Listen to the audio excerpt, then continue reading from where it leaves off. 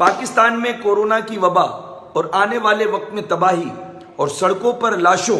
کی جو بات کی جا رہی ہے، میں اس کے سینیریو میں آج عام آدمی ایاز میمن موتی والا آپ کے درمیان حاضر۔ پاکستان کی آبادی 25 کروڑ کم و بیش،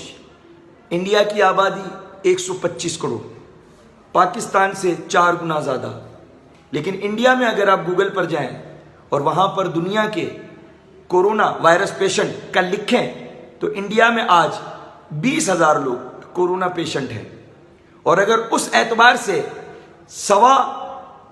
1.25 ارب 25 کروڑ کو ہمارے 25 کروڑ سے اگر ڈیوائیڈ کر کے دیکھیں تو پاکستان میں اس اعتبار سے 2,000 کے قریب پیشنٹ ہونے چاہیے۔ لیکن ہم انڈیا کی آبادی کے تناسب سے بھی بہت تیزی سے آگے جا رہے ہیں، اور 11,000 کے قریب پاکستان میں کورونا کے مریض اب آ چکے ہیں۔ وفاق نے جو فیصلہ کیا ہے،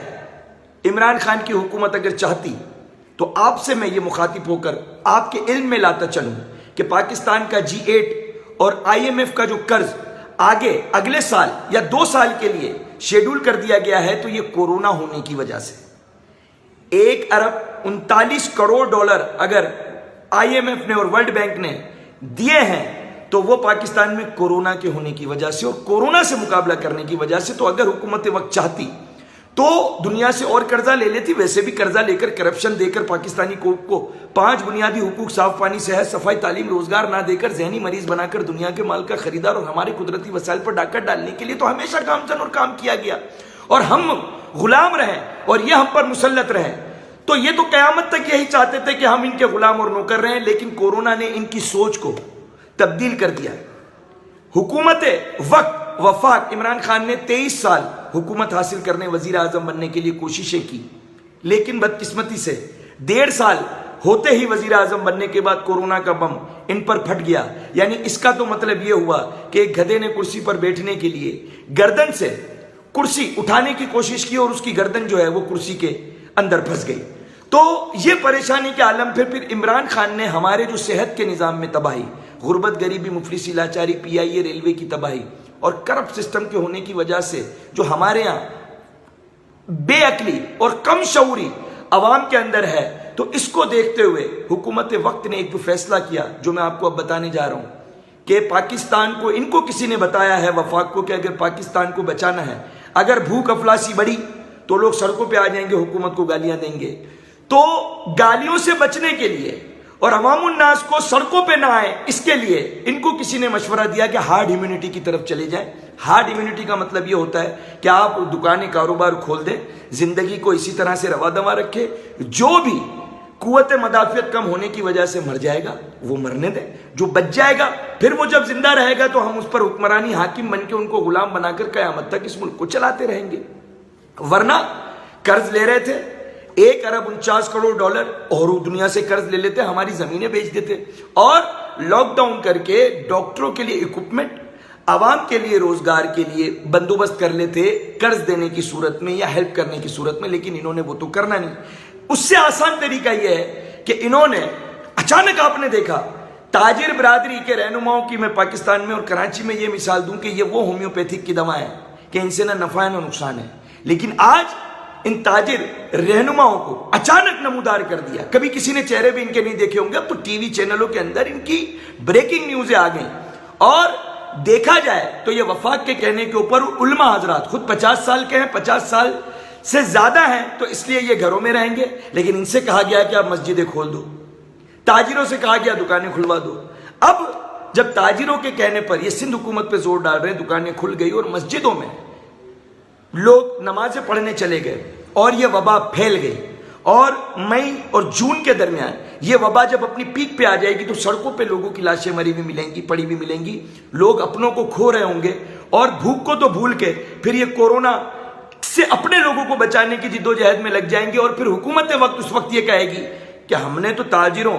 اور علماء حضرات کے کہنے پر یہ سب کچھ عوام الناس کی ضد پر کھولا ہے، ہم تو منع کر رہے تھے۔ اور اس وقت یہ آج کے لوگ جو کہہ رہے ہیں علماء جن کی دعاؤں سے پاکستان نے کسی ایک شعبے میں ترقی نہیں کی، کسی ایک علماء سے پاکستان میں کوئی ایک کسی قابل انجینئر سائنسدان علم حاصل کر کے ایجاد کرنے والا نہ بن سکا، یا عالموں کے ہاتھ اٹھانے سے پاکستان نے دعا مانگ کر کسی ایک شعبے میں ترقی نہیں کی۔ گن گٹر کچرا گندگی صاف پانی صحت صفائی تعلیم روزگار کے لیے کسی نے ریاست سے عوامی حقوق کے لیے آواز بلند نہیں کی۔ آج یہ مسجدیں کھول کر یعنی مکے مدینے میں بند، پوری دنیا میں بند، لیکن پاکستان میں کھلوا کر یا ہارڈ ہیومینٹی کی جانب لے جا کر ان فیوچر عوام الناس پر سارا ملبہ آ جائے گا اور حکومت بریوس جمع ہو جائے گی، اور جب یہاں پر سڑکوں پر لاشیں پڑی ہوئی ملیں گی تو پھر حکومت وقت کو خیرات زکوٰۃ فنڈ بھیک چندہ اور دنیا سے ہمارے نام پر ہماری لاشوں کے نام پر قرض لینے میں امداد دینے میں آسانی ہو جائے گی، اور جتنے مر جائیں گے جتنے بچ جائیں گے وہ آگے لے کے چلیں گے۔ اور جو تاجر آج ان کے وفاق کی ایما پر سندھ حکومت پر پریشر ڈال رہے ہیں وہ بھی گنہگار اور جرمدار ہوں گے، جن کو میڈیا نے اچانک پروموٹ کر کے آگے کر دیا اور انہوں نے دکانیں کھولنے کا دھمکی دے کر اپنے لیے وفاق کے کہنے کے اوپر سندھ حکومت پہ پریشر۔ لیکن یاد رکھیے، آپ پاکستان کی دھرتی ماں کی کوکھ کو اگر اپنی ماں کی کوکھ سے افضل سمجھتے ہیں، پاکستانی عوام سے پیار کرتے ہیں، تو اللہ کے واسطے پاکستانی قوم کو موت کے منہ میں مت ڈالو، پاکستانی قوم کو موت کے منہ میں مت ڈالو۔ انگلینڈ سے لے کے ہالینڈ سے لے کے نیدرلینڈ سے لے کے پولینڈ سے لے کے جاپان سے لے کے تائیوان سے لے کے امریکہ سے لے کے چائنا سے لے کے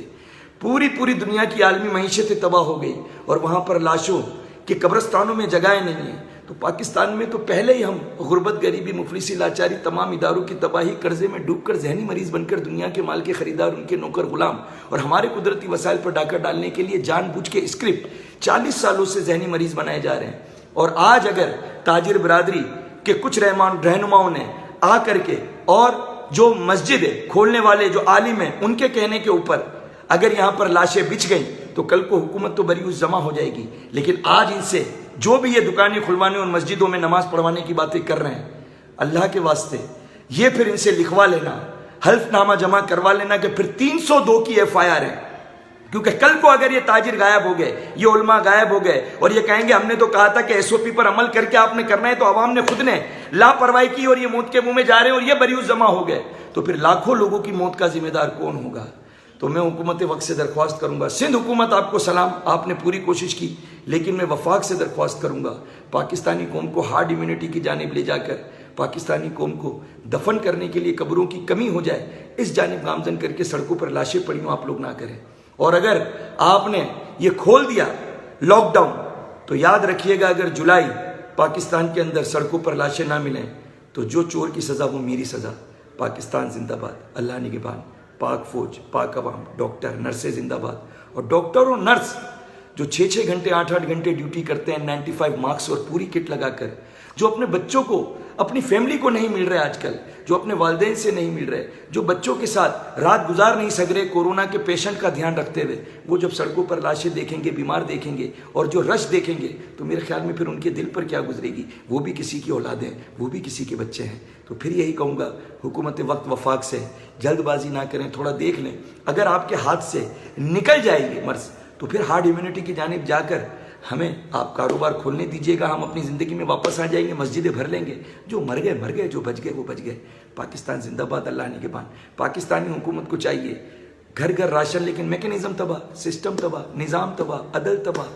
چور کو پائلٹ بنا دیا، پائلٹ کو آپ نے موچی بنا دیا، آپ نے میرٹ کی دھجیاں اڑا دی، جو 40 سال کیا اب وہ بویا آپ بھی بھگتیں گے اور یہ قوم بھی بھگتے گی، اللہ نگہبان۔